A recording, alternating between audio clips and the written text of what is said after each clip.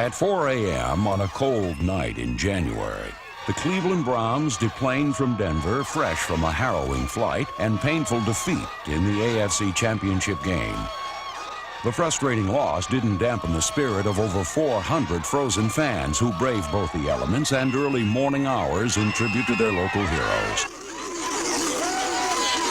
We'll be back. I think they're great. They lost, but hey, they did good. They're still our Browns. They played a hell of a game. They came back, almost had it. Next year. This heartwarming show of support typified the relationship between the town and this team. Amidst the many banners waving at Hopkins Airport, one particular sign seemed to sum up the season for the 1987 Browns.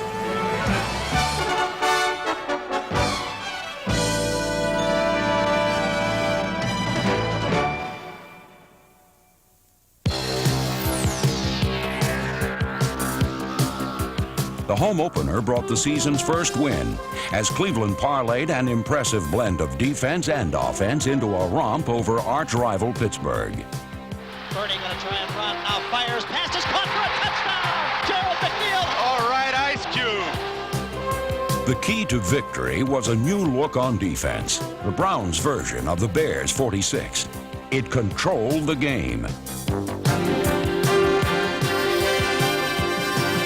The Steelers, held to just 29 yards in the second half, suffered 4 sacks and 6 interceptions, 3 coming on consecutive possessions. Hodge, the long back under pressure, pops it out over the middle, intercepted by Matthews. He may go for a touchdown.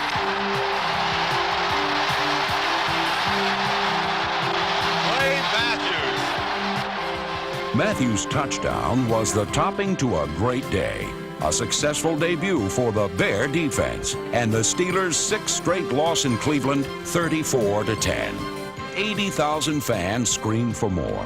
What they got was one of the strangest chapters in the 38-year history of the franchise: replacement football. For 3 wild weeks, a mixed bag of strangers represented Cleveland surprisingly well. In New England, they ran over the Patriots for a win.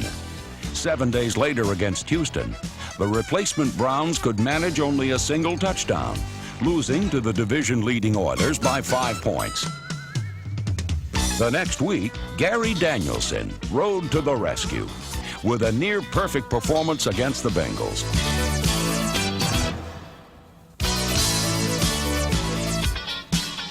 Sparked by 4 Danielson touchdown tosses, the offense exploded for over 400 yards. The commanding 34-0 shutout of Cincinnati marked the end of the strike, but not the effect of the replacement players, who had earned respect in a difficult situation with their hard play. Though their dream had ended, the players exited the NFL with heads held high. On October 26th, the regulars returned for Monday Night Football against the Rams. Having already had one Monday night game canceled during the strike, the Browns weren't about to lose in front of a nationwide audience. Firing deep down the middle, Brennan wide open, at the 20, 15, 10, 5, 4, 3, 2, 1, touchdown! The aerial fireworks lit up the sky and ignited the fans. But the Browns' diversified attack gets equal pleasure from detonating the running game.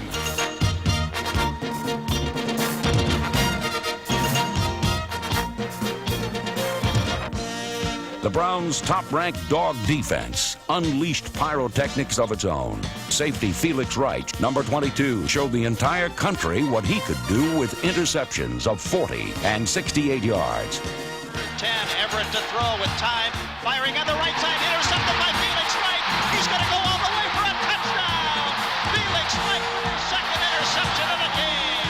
Right in front of the dog pound behind the goal post of the bleachers. Have yourself a season in one night, Felix Wright. Felix has been everywhere tonight. The Browns celebrated a return to normalcy with a convincing defeat of the Rams and were tied for first place in the AFC Central Division. The Falcons were the next victim, cut down by number 34, Kevin Mack's lethal block. and Ernest Biner's 3 touchdowns. It was Cleveland's most lopsided margin of victory in a decade. Next up, the Bills. Kosar backpedaling, 5-step drop, pops it over the middle to Slaughter, loose at the 40. He is gone for a touchdown. That play took about 2 seconds. With 346 yards and 2 touchdowns, Kosar had outdueled Kelly in a reunion of ex-college teammates. The win gave the Browns a 6-3 record and set up a showdown for first in Houston. Right from the very first series, the confident Browns burst the Oilers' balloon. All afternoon, Cleveland won the trench wars as Marty Schottenheimer's top-ranked defensive unit forced Warren Moon into his worst game of the year.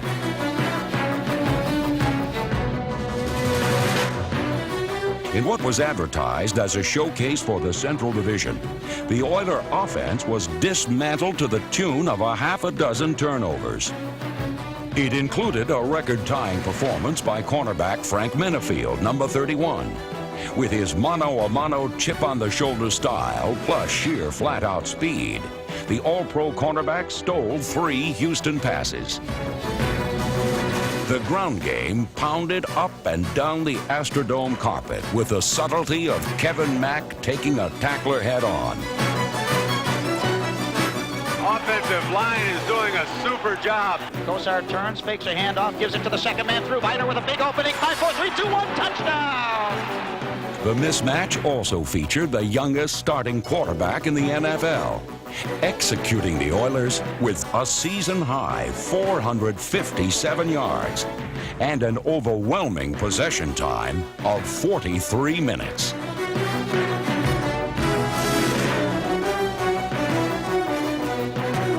The walloping of Houston gave Cleveland a 7-3 record and sole possession of first place. To grab the title, the Browns would now have to win their final 3 games. Led by their kid quarterback, they were right on target.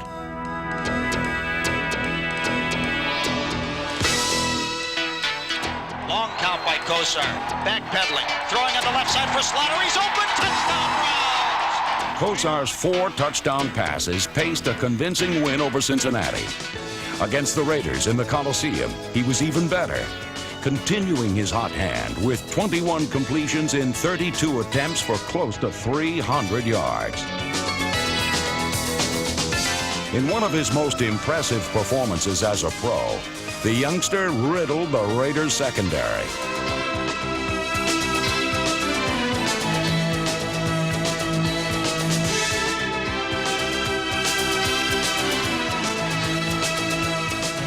Kosar back in the pocket. Bernie firing on the left side. Slaughter has a touchdown. That was threading the needle. There's no place you could have thrown that ball except where Kosar put it. Not to be outdone, the ground game rammed the ball down the Raiders' throat in a lengthy, clock-killing final drive. It iced the game, the first of 2 straight road trips the Browns had to win. The Steelers in Three Rivers Stadium was the second.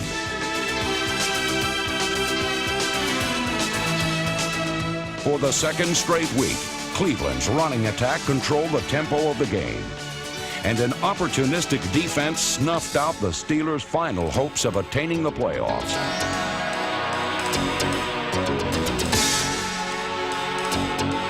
Cleveland outthought, and outplayed Pittsburgh for its 3rd successive Central Division championship.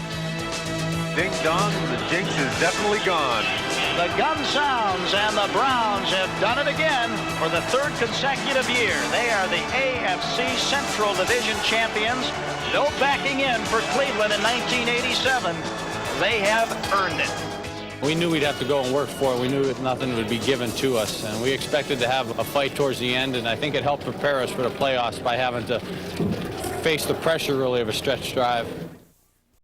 Here we go, Brownies! Here we go! Woo, woo. Here we go, Brownies! Here we go! Woo, woo. Here we go, Brownies! Here we go! Their excitement is contagious, and it rubs off on us. When you're in the middle of a game and you hear the crowd start to rev up and roar and start barking, it really gets your adrenaline flowing, and it makes it that much easier to be successful in the next play.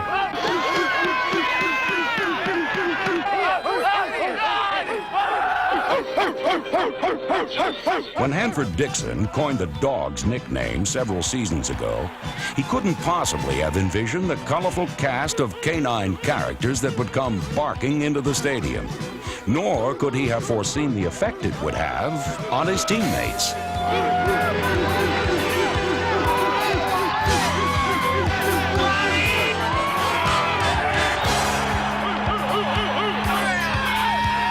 Whatever your opinion of these wacky dog lovers, the harmony that exists between the Browns and their fans of all pedigrees is real. It's why the stadium has become nationally known as Pandemonium Palace. This partnership had a genuinely positive impact on the team winning its division and gaining the NFL playoffs. It's playoff football once again here at Cleveland Stadium as the Browns revisit Pandemonium Palace for the third consecutive year in the AFC playoffs. Today, the Browns hope to take the first step toward that elusive Super Bowl championship for themselves when they take on the Indianapolis Colts. And we have a heat wave here at the stadium today. It is a robust 19 degrees at the kickoff with a wind chill factor of about 5. The Browns must stop Eric Dickerson today. That is their big mission on defense. Offensively, can Bernie Kosar weave his magic once again? For Kosar, the Browns the last couple of years have been a magic carpet ride. The mission to reach the Super Bowl, step one comes today. Right from the start, the Colts alerted the Browns they were in for a battle.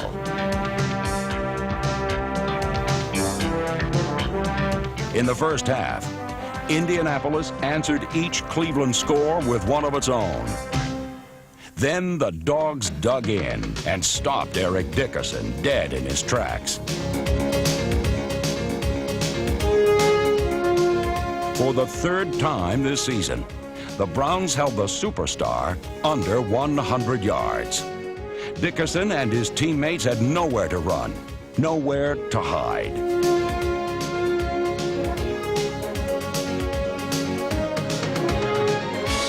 The game turned on a defensive play in the third quarter when a blitzing Eddie Johnson forced a rainbow that was pulled in by Felix Wright.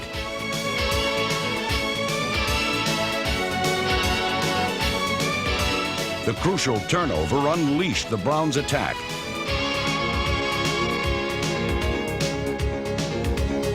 Bernie Kosar, enjoying perfect protection, sprayed the ball to 9 different receivers.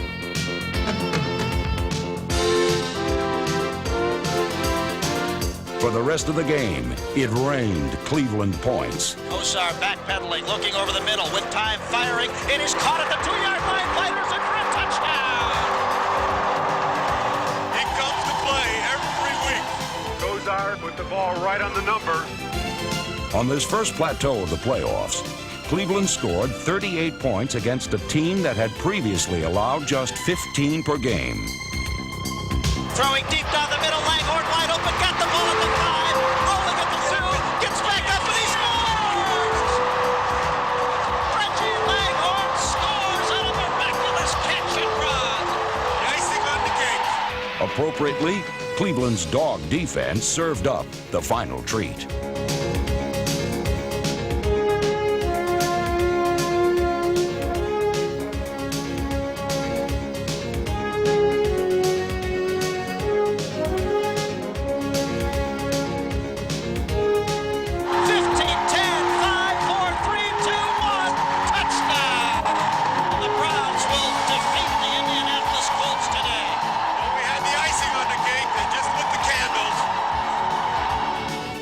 The 1987 Browns were now only one win away from the Super Bowl.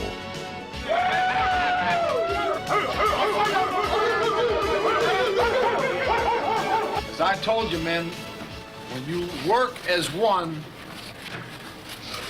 nothing is beyond being accomplished. We did it our way. We did it 45 guys as one play at a time. The last one counts as much as the first. We took the first step of our second season to winning the championship. Congratulations, CJ. Yeah.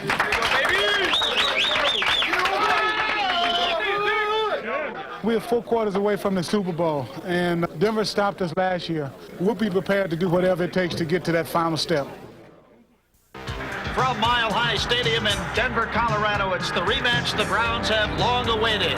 They've been waiting an entire year to get revenge against the Denver Broncos for losing the AFC Championship last season in Cleveland. John Elway for the Broncos. Bernie Kosar for the Browns. Now the time is here. The Browns against the Broncos for the right to go to the Super Bowl. One play at a time. At 60 minutes. Our football team. Let's go.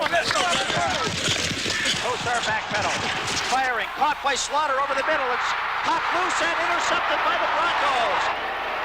And Elway drills the pass. Fingertip catch. Touchdown. Ricky the tail back in the end zone. All week long, Schottenheimer stressed to his team they couldn't afford turnovers and still win.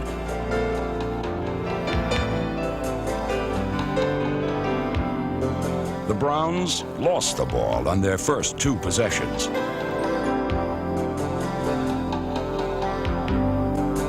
After each era, the Broncos scored.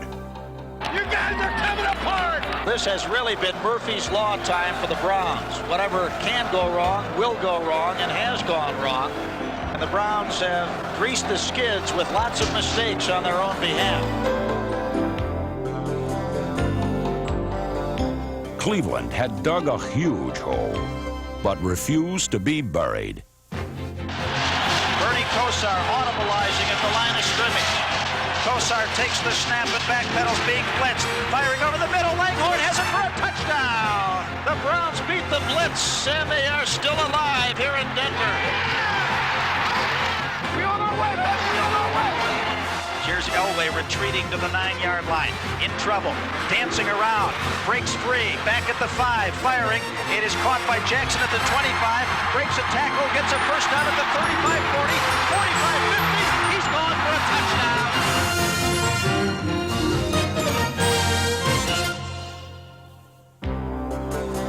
And that may be the one that turns the lights out on the Browns for the rest of the afternoon. They have a lot of work to do and a large mountain to climb here right outside of the Rockies.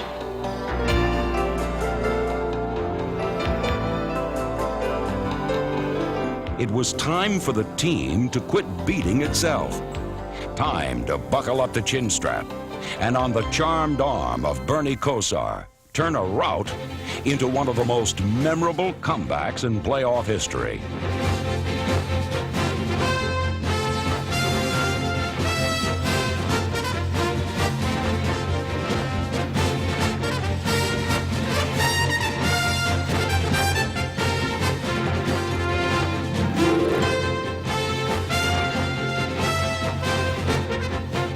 Loops it for Biner, who got it to 15, 10, 5, touchdown Browns!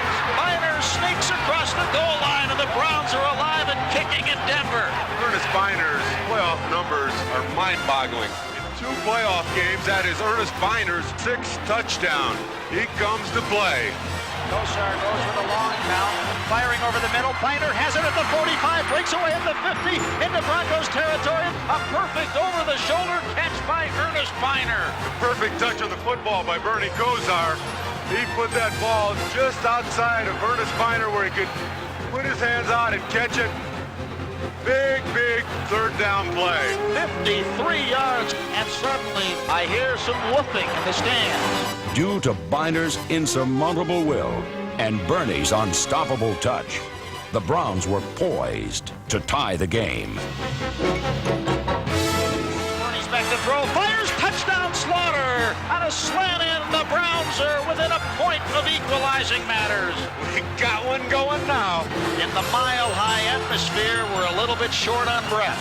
The Browns have struggled back into an even-Steven football game. They think we can't play? Hey, but this is our game, baby. We take it to it right now. One more time. One more time.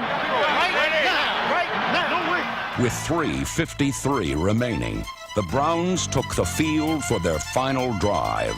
One last try amidst the crescendo of drama of this amazing championship game. They must go 76 yards to equalize things, and they have 3 minutes and 53 seconds to do it. When you win a national championship at the age of 19, you don't